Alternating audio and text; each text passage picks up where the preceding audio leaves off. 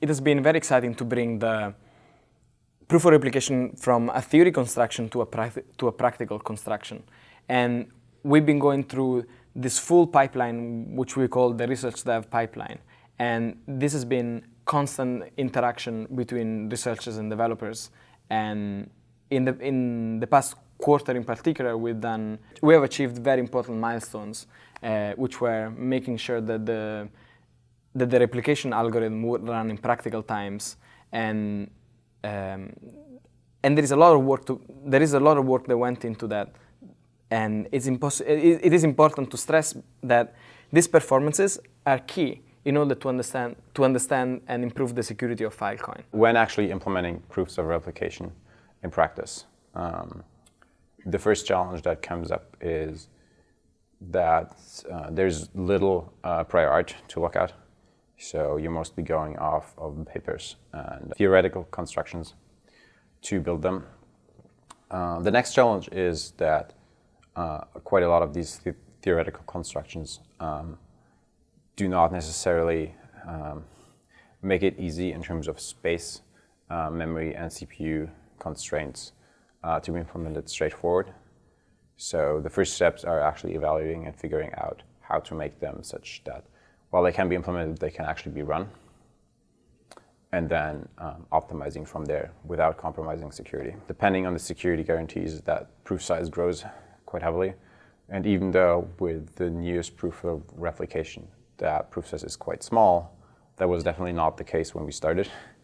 And still now the proof size is quite big. The initial proofs for a single challenge, which is here like the important factor, is immediately depends on is a Merkle inclusion proof.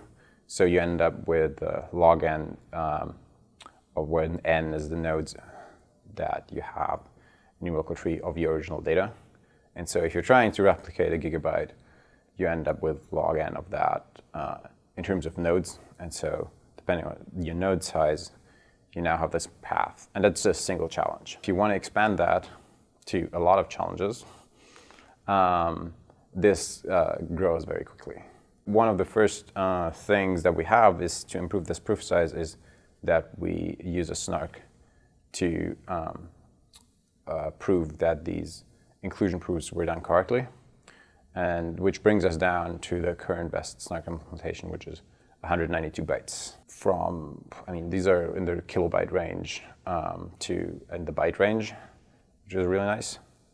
But then we have new challenges, because using a snark system to prove anything is challenging. What we end up with, the computations that we have to run in a snark to make this actually secure, is a lot more than other systems that have been run before and deployed use. One of the key things that we want with proofs of replication is that they should be efficient and relatively cheap to compute. Proofs of replication need to be slow enough in time to actually work correctly as intended, but we want them to be fast enough such that it doesn't take a very long time for a miner to produce lots of these proofs over all of the storage that they have. So we have to find a sweet spot where there's a lot of parameters in the space that we're exploring, things like the sector size, things like the layers in the DRG construction, and so on. And we think there's still a lot of optimization to be done, but now they're getting practical. So we've gone from pretty good security but extremely slow to run to now being actually reasonable for the Filecoin network. So runtime is definitely a challenge, because you want